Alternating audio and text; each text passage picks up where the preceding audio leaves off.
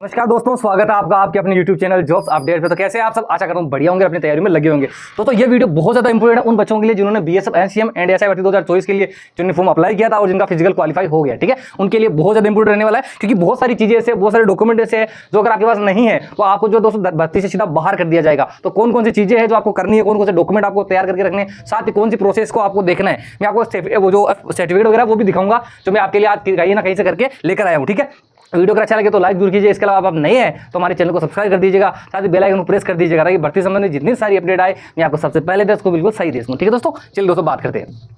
अब आप देख रहे होंगे ये वाला, अब देखिए आप सोच रहे होंगे कि ये है क्या। ठीक है, अब देखिए दोस्तों, आपको बता देता हूं कि अब दिक्कत क्या आ रही है। जैसे मान लीजिए कि अगर आपके डॉक्यूमेंट है, जैसे मान लीजिए, देखिए आपको चीज़ बताता हूं, जब भी हम कहीं पर एग्जाम देने जाते हैं तो आपको पता है हम लोग मोस्टली हमारा जो एडमिट कार्ड होता है, जो आधार कार्ड लेकर जाते हैं। अच्छा, वो जो सेंटर में जो लोग होते हैं वो क्या मैच करते हैं, वो हमारी जो नाम हो गया, हमारा डेट ऑफ बर्थ हो गया, एड्रेस हो गया, पिन कोड वगैरह, वही चीज़ें मैच करते हैं। अगर दोनों चीज़ें बिल्कुल सेम है तो वो लोग हमको एंट्री देते हैं। अगर दोनों में से किसी भी नाम के अंदर मान लीजिए एक अक्षर में भी दिक्कत हो गई या डीओबी में जरा भी दिक्कत हो गई तो वो लोग सीधा बाहर कर देते हैं। ये चीज़ आपको बड़े अच्छे से पता है। सेम प्रोसेस दोस्तों यहाँ पर भी होती है। जैसे मान लीजिए, अगर मैं आपको बताऊं, मान लीजिए जैसे आपके नाम में दिक्कत है, नाम में कहां पर दिक्कत है, एक आपको पता है, एक तो दोस्तों मान लीजिए आपका एडमिट कार्ड है, ये आपका एडमिट कार्ड है। ठीक है, ये वाला हो गया। अब इस एडमिट कार्ड में आपकी दिक्कत कहां आ रही है, मान लीजिए जिस समय आपने फॉर्म भरा था, क्योंकि कहीं ना कहीं देखिए बच्चे जो होते हैं जल्दबाजी के अंदर गलतियां हो जाती है। जब आपने फॉर्म भरा था मान लीजिए बीएसएफ वाली का, तो कहीं ना कहीं आपने देखा होगा इसके नाम में मान लीजिए आपने मिस्टेक कर दी होगी। नाम किसी का भी हो सकता है, आपका हो सकता है, आपके फादर का नाम हो सकता है। ठीक है, नाम हो गया, या मान लीजिए हम बात करते हैं जैसे डीओबी हो गया।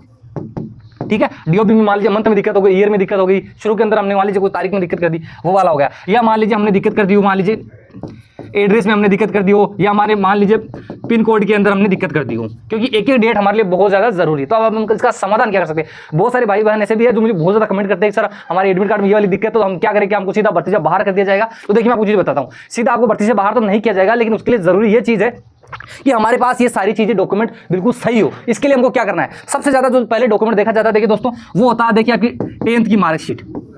ठीक है, अब मेरी बात सुनिए, आपको करना क्या है। पहली चीज तो मैं आपको ये भी बताता हूँ, ये वाली चीज नहीं होगी तो उसका लास्ट सॉल्यूशन क्या मैं आपको वो भी बताऊंगा। ठीक है, सबसे पहले आपको पता है 10th की मार्कशीट है, वो हमारे लिए सबसे ज्यादा जरूरी डॉक्यूमेंट होता है। अब अगर 10th की डॉक्यूमेंट में आपका जो भी नाम है, अच्छा आपका आपके पिताजी का, आपके माताजी का, इसके अलावा जो भी आपकी डीओबी हो गया, आपका जो भी एड्रेस हो गया, ये सेम सारी चीजें हमारे दोस्तों आधार कार्ड हो गया, हमारा जाति वाला मान लीजिए प्रमाण पत्र हो गया, इसके अलावा हमारा मूल निवास हो गया, हमारी मान लीजिए कोई दूसरी मार्कशीट वगैरह हो गई, जो भी हमारा, तो इन सारे के अंदर ये वाली डिटेल होनी चाहिए। ठीक है, अब मेरी बात सुनिए, अभी आपके पास समय है, समय किस हिसाब से, जैसे मान लीजिए आपके पास मूल निवास है। अब अगर आपके मूल निवास में किसी भी प्रकार की दिक्कत है, या मान लीजिए आपके जाति के पास दिक्कत है, आपके आधार कार्ड में कोई करेक्शन है, हम लोग 10th की मार्कशीट के अंदर आप करेक्शन नहीं करवा सकते, ये सत्य बात है। ठीक है, ये चीज़ आपको पता है, लेकिन हम लोग इन चीज़ों में चेंज कर सकते हैं। आधार कार्ड में अभी भी कर सकते हैं, जाति में कर सकते हैं, मूल निवास में, इन सारे डॉक्यूमेंट में। जैसे मान लीजिए किसी का अभी जैसे ईडब्ल्यूएस नहीं बना हुआ तो वो भी बनवा सकते हैं। ठीक है दोस्तों, इन डॉक्यूमेंट के अंदर हम चेंज कर सकते हैं। पहले काम हमको ये करना है, क्योंकि इन डॉक्यूमेंट अगर आप चेंज करवाते हो दोस्तों 10 से 12 दिन के अंदर आपका चेंज हो जाता है, कोई दिक्कत नहीं आएगी। अभी आपके पास इतना समय भी है। ठीक है, पहली चीज़ तो ये करनी है। ठीक है, अब मान लीजिए आपको लगे कि हमारे पास टाइम नहीं है, या मान लीजिए एंड टाइम पर आपको याद आएगी मेरा वाला ये वीडियो, जब जिन बच्चों की गलती हो रखी है ना उनके, फिर उनको समझ में आएगा। मान लीजिए आपके पास ये वाले डॉक्यूमेंट है और इन डॉक्यूमेंट को अगर आप मान लीजिए सही करवाते हैं तो सबसे बढ़िया बात है। अगर आपके पास ये नहीं है तो दोस्तों आप ये जो देख रहे हैं एफिडेविट, ठीक है, इसको आप देख सकते हैं, इस प्रकार से होता है ये।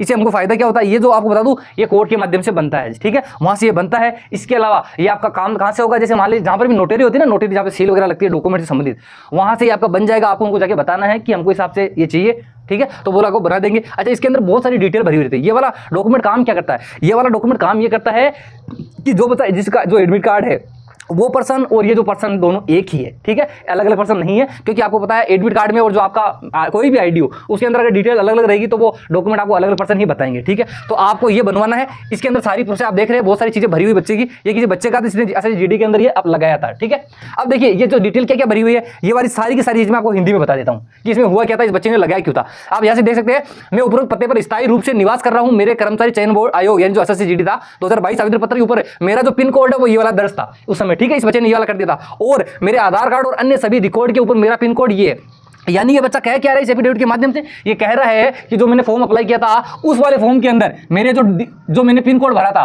वो ये वाला था। ठीक है, अब जरूरी नहीं है सिर्फ पिन कोड हो, आप पिन कोड की जगह आपका नाम हो गया, चाहे आपका आपके माता पिताजी का, आपकी डीओबी हो गया, आपका पिन कोड हो गया खुद का, मान लीजिए आपका एड्रेस हो गया, कुछ भी जो भी आपको करेक्शन चेंज करवाना जो गलती से हो गया है। ठीक है, आपने कास्ट नहीं भरी होगी मान लीजिए, तो वो सब कुछ इसलिए दर्ज है। और अन्य डॉक्यूमेंट में भी यही है। अब देखिए, अतः मेरा पिन कोड क्रमांक ये सही है, यानी इसने कहा कि गलती से ये वाला हो गया है, लेकिन मेरे बाकी डॉक्यूमेंट में ये वाला है।